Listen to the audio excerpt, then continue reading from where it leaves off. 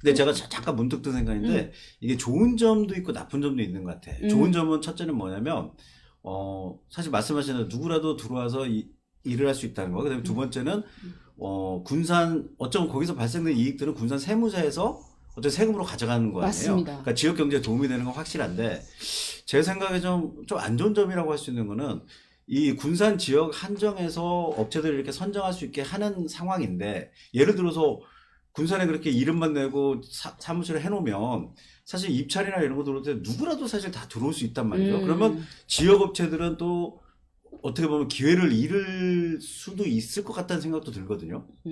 아니 근데 사실은 어떻게 보면 제가 스타트업이잖아요. 네. 저도 그림망고도 공유경제 관련된 스타트업인데 저희 지금 군산에 거주지를 지금 56개 중에서 5곳이 지금 군산에 계세요. 그러니까 그만큼 어떻게 보면 이게 지금 서울, 전주, 광주, 뭐 경기도 쪽에서는 굉장히 이게 왜 굳이 군산이어야 되고 이런 이유를 아시는데 군산은 지금 5곳이니까 굉장히 그러니까 더디네요. 적죠. 예. 어쩌면 하여튼 군산의 지역에 있는 그 약간 영세업체들이 기회를 좀 잃을 수도 있으니까 그 부분에 대해서 한번 좀 고민을 좀 네, 해볼 필요가 그리고 있을 것 이거를 제가 이제 이렇게 하기 전에 군산 청년들의 이제 안태욱 박사님이랑도 이제 소통을 많이 했던 부분들이 있어요. 거기서는 이제 만 39세 청년들을 좀 지원해 주는 게 있어요.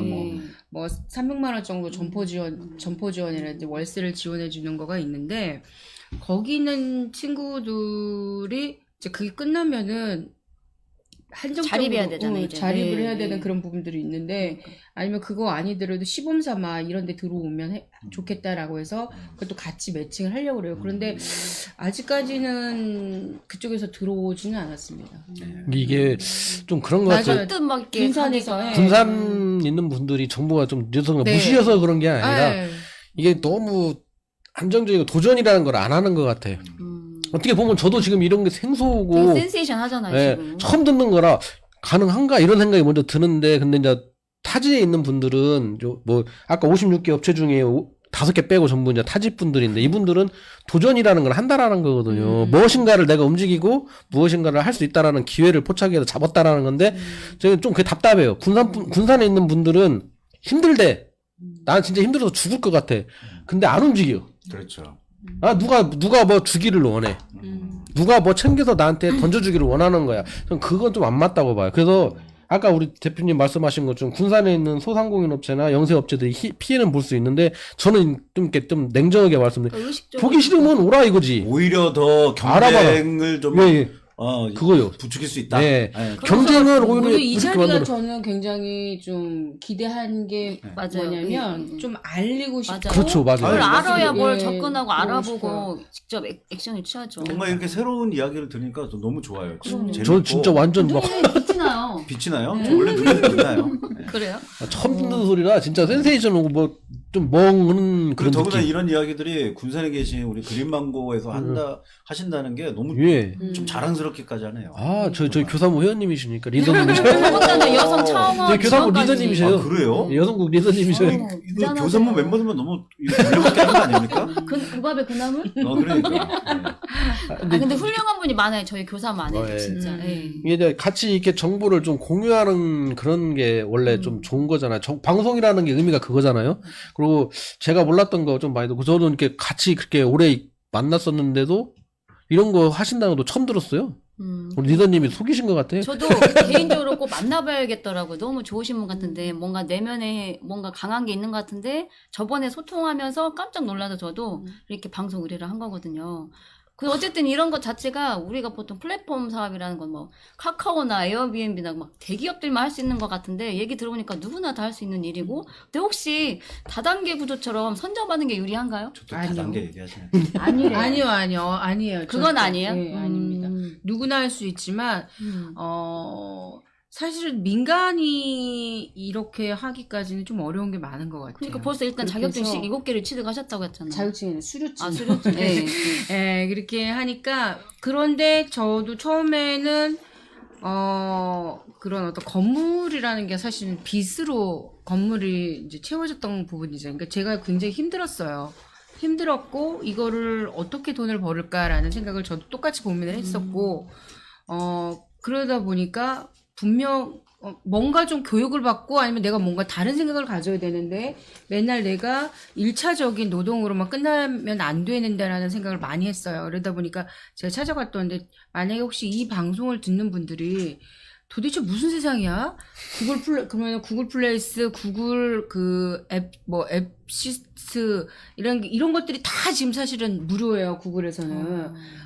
그리고 하나만 더 알려준다면 네이버나 다음은 처음에 광고가 많이 뜨잖아요. 네. 너 여기서 놀아. 딴 데 가지 마. 다른 데 가지 말고 여기서 너가 뉴스 보고 싶어, 연애를 보고 싶어, TV를 보고 싶어 이렇게 해서 그 놀으라고 하는 이 구역이 있어요. 그런데 구글이나 이런 거는 이게 얘기를 듣기로 구글이나 이런 거면은 너가 정말 원하는 게 뭐야? 너가 찾고 싶은 게 뭔데? 접근이 완전 다른데. 그렇죠. 접근 방법이 다른 거예요. 그러면은 거기에 무한한 상상의 달나라 화성까지 다 뜨는 게 구글입니다. 광고를 전혀 안 넣어요. 정말 다르네요. 이게 차이예요. 기존의 대한민국 거는 차이. 장사 속이고. 맞습니다. 예, 구글은 정말 우리들의 어떤 끼와 재능을 발현할 수 있는 어떤 장소네요. 그리고 자꾸 뭔가. 구글 앞에서 약해지지 마세요. 내가 뭘 찾아야 되지? 숫자 A라도 누르세요. 그래도 여러분이 뭔가 아니, 구글 하면 왠지 막 저희는 막 뭔가를 무서워. 시작을 했다는 게 중요하거든요. A를 누르지 B를 누르지 눌러보세요. 근데 뭔가 스타트를 했다는 게 중요한 겁니다. 키를 하나 눌러. 그런데 네이버는 뭐예요?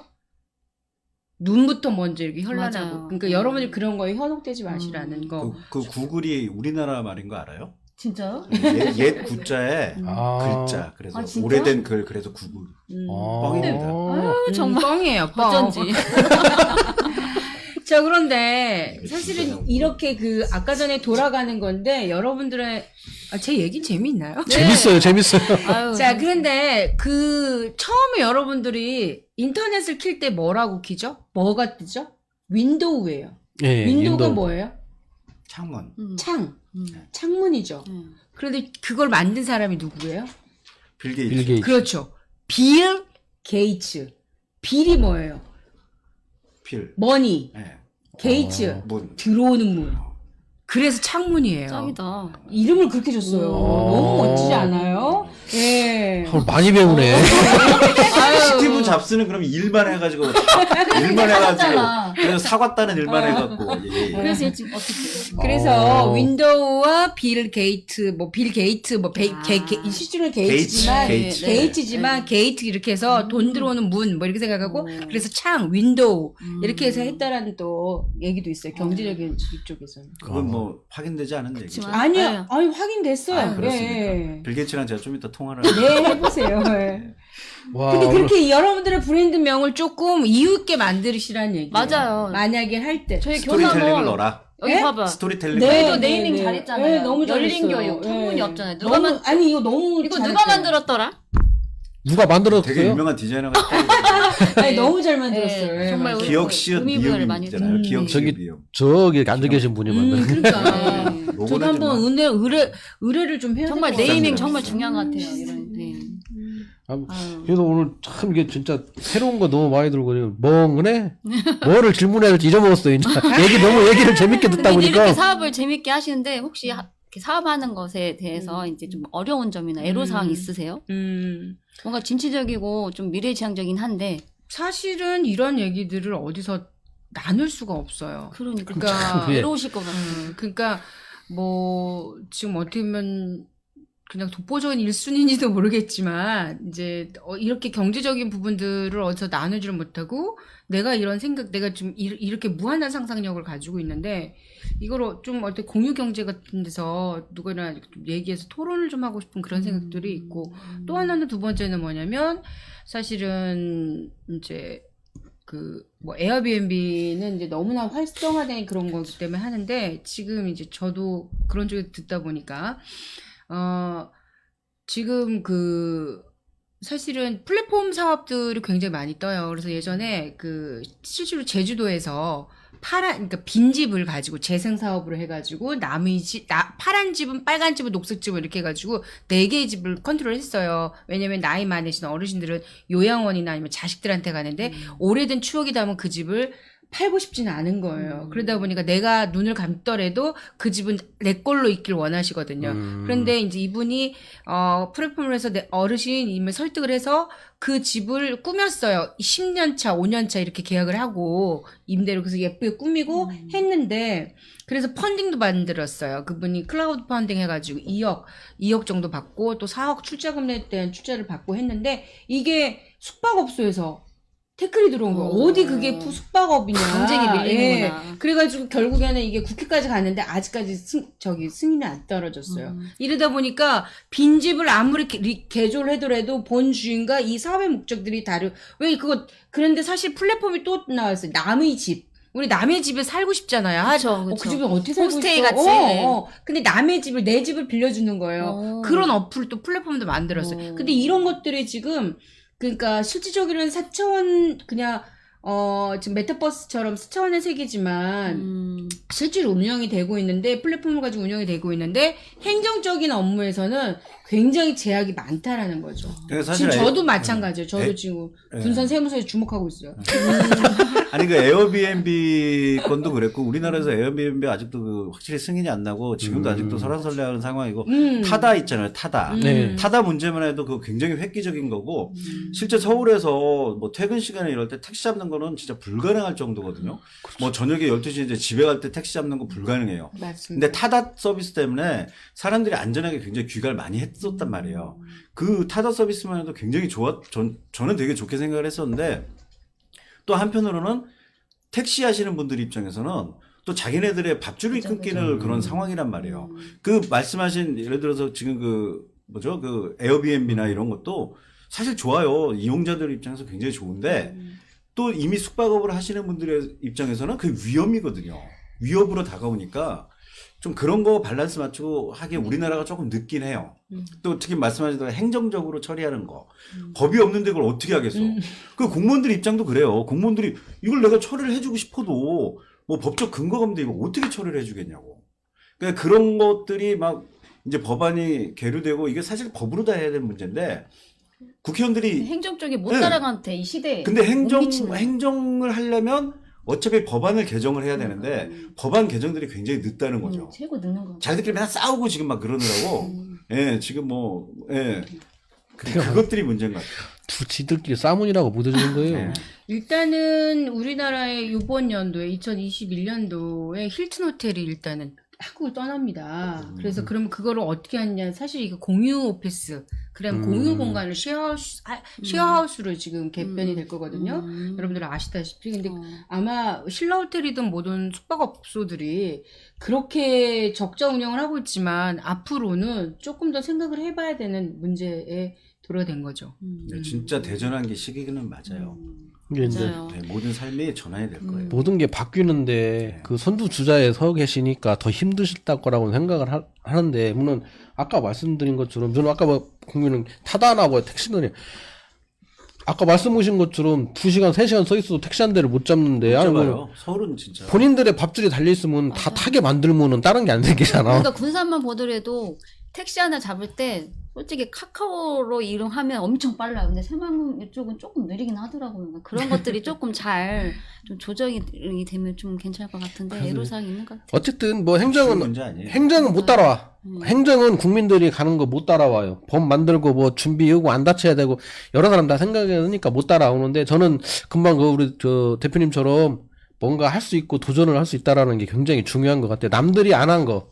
그동안에 남들이 뭐 기존에 해왔던 거 그대로 뒤따라간다라는 거는 지금 세상에서는 의미가 없는 것 같고 그래서 좀 굉장히 저는 오늘 신세계를 만난 것 같아요. 그 2층 건물에 벌써 57층이 올라가 있다는 것도 나는 그것도 처음 들어보는 소리고 신기하죠. 그래서 과연 그렇게 한다면은 그런 상상들을 갑자기 하시진 않았을 거 아니에요. 갑자기 했는데요. 갑자기 했어요? 아마 샤워하시거나 천재인데? 아니면 뭐 화장실에서 응가하시다가 문득 떠오르셨어요. 반짝하고 이렇게 네. 정보가 아니요, 딱 이거는 사실은 이런 정보는 그러니까 서울에서 이런 거 하고 있더라. 아. 이 얘기를 누구나 다 듣지 않으세요? 근데 이거를 그렇지 않아요. 처음 들어요. 처음 아니, 들어봐요. 아니 예를 들어 공식 부분이잖아요. 아니 예를 나는 정보 들어서 빠른 아니 사람인데 처음 외국에서는 아니 이거 있잖아요. 개똥이가 낙동 심지어 대동강물을 서울에 살던 사이다로 먹었는데 그게 사이다 맛이 나서 그래서 초정리 뭐 이런 식으로 이런 건데 이걸 한번 상풀 팔아 이러지만 그래 근무식 뭐 있어라고 하지만 아무도 시도하지 않았다는 게 중요한 맞아요. 거예요. 그렇죠. 누가 들었어요. 듣는 건 너무 많아. 맞아요. 그런데 이제 그걸 시작을 했느냐 안 했느냐 차이인 거예요. 행동하느냐 안 하고, 하느냐. 거기서 결과물을 낸다는 게 엄청난 것 같아요, 우리.